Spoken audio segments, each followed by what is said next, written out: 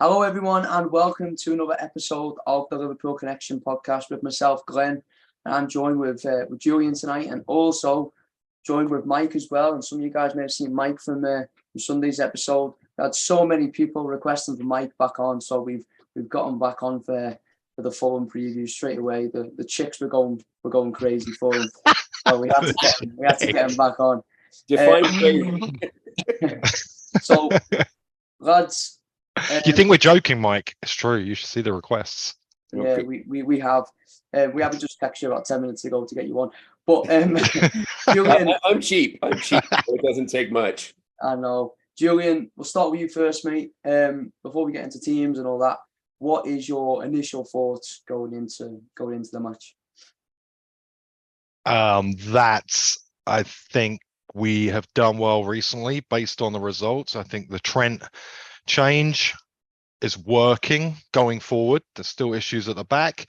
It's going to be a difficult game. Fulham showed last weekend against Manchester City. They're a difficult side to play against. And if you look at their league position, they've done really well as well. I mean, they're sitting in mid-table. But I mean, they have nothing to play for really. They're obviously not going to get relegated. They're not going to get into Europe.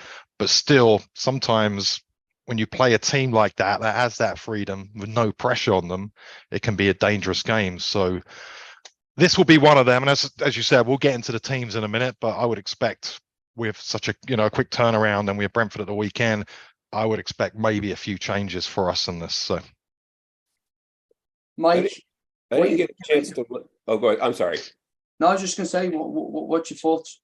Well, I didn't get a chance to look. How many points are Fulham on right now? Are they on like 49 or something?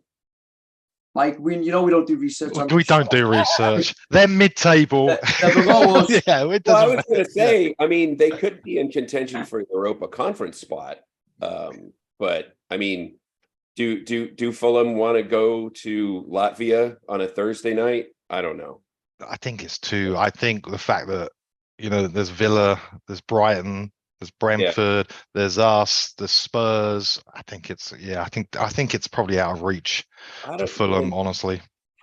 Fulham have always been kind of a tough ask of Liverpool. They've always played them well. I think it's going to be definitely going to be a tough match. They've got some players that are flying right now. We talked about before the recording started. Harry Wilson is playing really well right now. Pereira is a player to watch. And I think he's a player that Liverpool is interested in from what we were saying. So I think it's going to be an entertaining match. Fulham are a very entertaining side to watch, in my opinion. They played City really well on the weekend. So yeah, they did. They're definitely difficult. I mean, they surprised me a little bit this season. Yeah. I thought Fulham would struggle a lot more than they have. And as the season's progressed, they kind of found, a good stable base for their lineup, and they've done really well. And they've done pretty well since Mitrovic has been out as well. You would have expected them to completely crash, but man, they've actually done all right.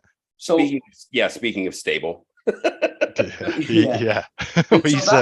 That's a bit of a myth, actually, because if you actually look at the fixtures since he's been out, they've only won 2 games, and they've won at Goodison Park, and then they've won against Leeds, which the Leeds are absolutely shite.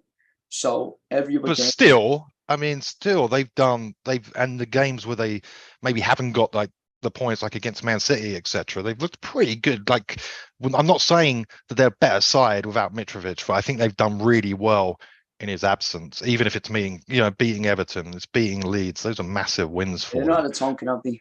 They haven't had a tonking. Most of the games, it's been pretty tight. I think their last tonking it might have been Arsenal. It might have been that game, but they've done all right. They've surprised me a little bit this season. They haven't been run out of the building. So, I mean, without their top scorer, that's pretty impressive. Yeah. So moving on then for going sort of into teams, do you both think, well, if we start we'll go forwards first. I think it's, do you think we're going to see Diaz again? Yes. I don't see why not. I mean, he started pretty good. He obviously tired as expected. because he hasn't started for so long. But I would start Diaz at home again. Give him another 60 whatever minutes. Mike, you agree with that? I do agree with that, and I think that's what's going to happen. Yeah, he played really well. I mean, like I said in the previous pod, those first 15, 20 minutes, the front three was buzzing. So I think he played well enough to earn another starting spot, and I think he needs the minutes in his legs to get back to match shape. It's interesting, isn't it? Because I was absolutely buzzing to see him back, and I've been going on about it for the last few weeks, just how excited I am to get him back and how much we've missed him. I wouldn't actually be surprised if he didn't, just simply because of the turnaround, that he may come out. But what is becoming the more interesting one is straight away I'm thinking, well, Jota's going to go, and like Nunes is like the fifth. Nunes is like the fifth choice. Like he's the third choice on the left, maybe even the third choice to maybe play as a 9. Do you think that there could be a way where Nunes could start this game, or not?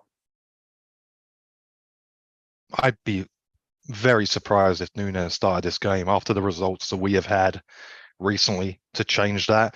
I mean, you got to look at who's going to start out that front three, like guaranteed. It's going to be Salah. Yes. It's got to be Gakpo, right? So it leaves that position on the left. And out of those three, the potentials for that position, it's going to be Diaz, it's going to be Jota, it's going to be Nunes. And so to me, it comes down to between Jota and Diaz. And Diaz obviously fits that side a bit better. And I know Jota scored that amazing goal in the injury time the other day, but I think he's more likely to change things in midfield, maybe defense, and keep that same front three that started at the weekend. I can't see the defense changing. If Konate's healthy, he starts. It's either that or Matip, and it's a bit nervy with Matip right now. So Konate, even though he had some plays against Spurs that were you kind of shook your head at, he's still a much more consistent, solid presence back there. Trent and Robbo start, and obviously Van Dijk starts. But yeah, I think the midfield is going to change. How many games on the bounce has Gakpo started now? Oh, going up front, Gakpo. He started a bunch, didn't he? Like 7. Yeah, so 7 or 8. He started a bunch. Jones is the one in midfield. Yeah. Who I thought played well against Spurs, but I think out of the, if you look at the entire team, and this is no surprise whatsoever, the midfield is the one where we're unsure mostly. I think that's the one where it could go. We could all predict, 3 different midfielders and whatnot, right? We'll probably get it all wrong. It's very hard to call what he's going to do with the midfield, apart from I would have thought Fabinho starts again. Yeah, I think he's pretty much nailed on because we don't have one. We don't have a player good enough really for that position. But then the other two, I think it's pretty up in the air really for what he does. I actually think it's I think the midfield will be what he's sort of gone to the last few games. I know Henderson didn't start on the weekend, but I think Henderson will come in, and I think Curtis will come in. I think Curtis will stay as well. I just don't think I don't think there's anyone else. I don't think there's anyone that can really take that Curtis role, and that's sort of why he's been doing well. Don't get me wrong, but I think it'll be Curtis, Henderson, like saying, and then Fabinho, and then obviously Trent coming in. My one actual player is, and Mike could just sort of touched on it there, is Konate. I don't know if he'll play Konate 2 games in a week with him just coming back. That's my thought. We might see Matip come in, which could be a bit of a problem because they do have a little bit of they do have some pace. They do have some pace down the sides, and that could be an issue for us. But yeah, I think the team has sort of picked itself, to be honest with you. There's only really that left wing position, and then if Konate, he doesn't trust Konate to play the 2 games. What do you think? I'd agree with you on that. I think that's the 2 positions to me, is the Konate or Matip, because Konate did just come back, and then we got a game at the weekend right after as well. So that, and then I'd agree that Henderson probably comes back in for Elliott. That would make complete sense. And then everyone else the same. Yeah, Henderson, I can see starting. Matip, now that I think about Mitrovic being out, Matip starting may be a good shout. Because Mitch, in the reverse fixture at the start of the season, Mitrovic abused Van Dijk. Abused. Not have a good game. He absolutely left him in the waste. So we don't have to worry about Mitrovic wrecking havoc all over the back line, which we know he can do. And that was a clear sign, wasn't it, for what was to come this season? The 3-3 first game of the season. What's this about here? And that kind of performance is honestly really carried on throughout the season. Even including, I would say, even though we played well recently, we've been getting the 3 points, we're still not stable at the back. Even with the slight change in formation, we still look like we can concede, which is concerning. But so we talk about the team. What about Klopp? Is he going to be on the bench? What do you think? I don't know if they suspend him this quick. I think we'll have a decision by the weekend. So this could be the last game we see him limping around the touchline. Limping around. Yeah. I hope he just doesn't get it. If they're going to ban him for Leicester, and then Klopp should just say, right, we're just going to abandon the match and give Leicester the 3 points so that can hopefully get the Blues relegated. I like that. Yeah. Okay. It feels like to me, and we're recording this on Monday night, and some of the newspapers were coming out, and the stories were coming out about potentially of him being banned, and then maybe making a point. Of course, he's already had a touchline ban this season. He's missed one game. He's also had issues, of course, with the referees in the past. He's obviously had issues with Tierney, and Tierney was appalling at the weekend. We know that. But it feels like they might, and apparently the audio is fine. Apparently Tierney didn't say anything bad, and that if Klopp gets charged, they've got to release that as well. So it's going to be interesting to see what was said. Did Tierney say something, or did Klopp? So maybe here. Are we relying the wrong way? I don't know.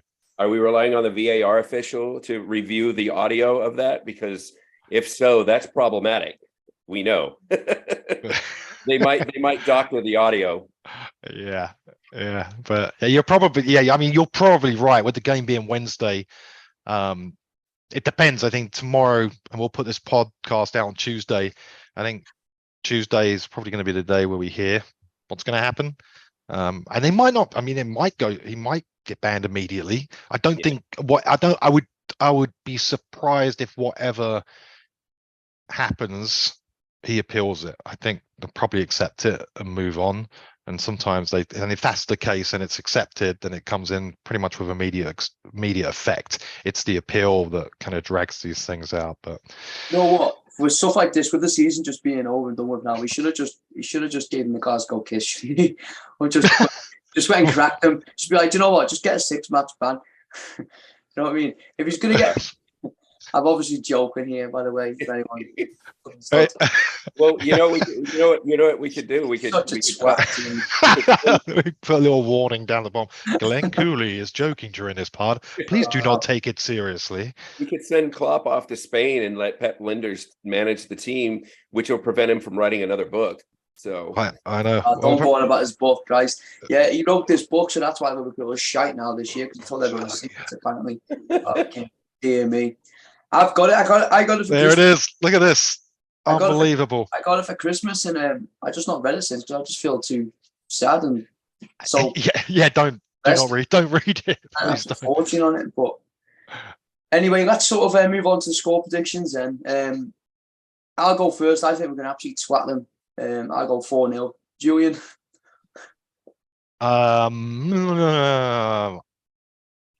I think Fulham are a pretty difficult team. I don't concede a lot of goals. It's gonna be a 3-1 to us. Well, Maybe you stole- 2-1. Maybe 2-1. Uh, I don't know. okay. I'm gonna go with 3-1. I'll go with my first instinct. You stole my prediction. 3-1. 3-1 to Liverpool. All right. I think that guy Harry Wilson gets the goal for Fulham. I hear he's pretty good. I think we should look at signing him. And this is Mike's last pod. What's Oh, yeah. And with that, I've been excommunicated. Yeah, no, he's decent. I mean, Harry Wilson is definitely, he's got quality too. He's not, he's plainly, he's not good enough for like the top teams. You know, he's maybe just about good enough for them teams, kind of around the middle. He has his moments, doesn't he? I think he struggles kind of getting around the pitch. But give Harry Wilson enough space. He's got a brilliant shot on him. He can hurt anyone, but yeah. We'll just wait for Wrexham to throw a bunch of money at him in the transfer window, and yeah, he'll go back to Wales. Do you know what I was just thinking about Fulham there? Like, it's absolutely insane to think that they just came up last year, isn't it? They've done really well, haven't they? I mean, that's the thing. When you're looking at Forest and who's the other team like came up? Forest. Bloody hell. Forest just came up this year, right? Forest, Fulham, Bournemouth. Bournemouth, yeah. Bournemouth, when there's Bournemouth, I mean, Bournemouth is still in it, really. But Fulham have been sound whole season. They've done he's done an amazing job, to be fair. He has, and Bournemouth have done. The past couple of months, Bournemouth have been exceptional. I mean, they were at one point they were like certain to go down, but now, I mean, they look like they're going to be. They're probably going to be all right. So, yeah, they will be. They will. Right, anyway, let's end it there. Thanks everyone for tuning in. Thanks everyone for subscribing, liking, and all that. Get ready as well, because next Monday the 8th, we will have a podcast out with Jan Mulby. Stephen and Darren done a podcast with Jan Mulby, and that, I say that'll be coming out next week. So tune for that one. And put your comments in, see what your score predictions are, and guys, we'll see you on the next one. See you later. Cheers. Bye.